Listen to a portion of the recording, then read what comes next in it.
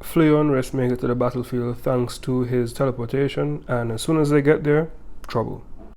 The group of girls that tried to kill Riss in chapter 3 are surrounded by psycho bears. Riss sees them struggling and she wants to leave them to their fate, given the fact that, they tried to kill her and all.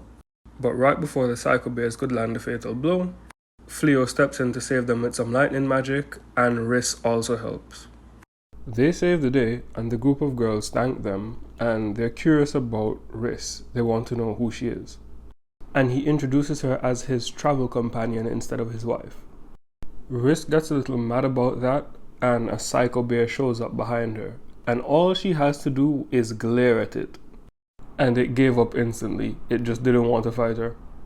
It seems kind of remorseful, and Fleo is like, well, we can't just leave it out here to roam by itself. So he's like, what can we do with it? And Riss is like, she has an idea. She wants to make it their minion. And keep in mind, these bears just wiped out 10,000 men. So the girls are like, what? Your pet?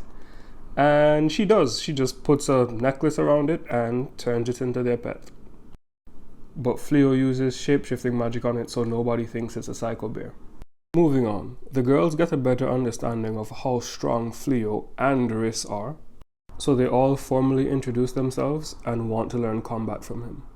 And the reason why she wants to do it, Balirosa, is because the king made a decree basically that they need all the soldiers in the kingdom to get super strong because the hero is kind of fed up with everyone, when it's really his fault.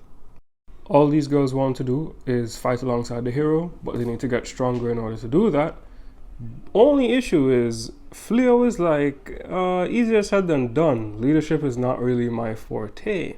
And he makes an excuse like, my wife wouldn't want me hanging around 4 women just, teaching them anything. So, nah. They're surprised to find out that, she's his wife, and they're like, oh, we didn't know, and we wouldn't want to take you away from her, or anything like that. And she softens up the moment he calls her his wife, and she's like, you can train them. It's no biggie. Yeah, go ahead. Eventually he folds, and they all head back to the city.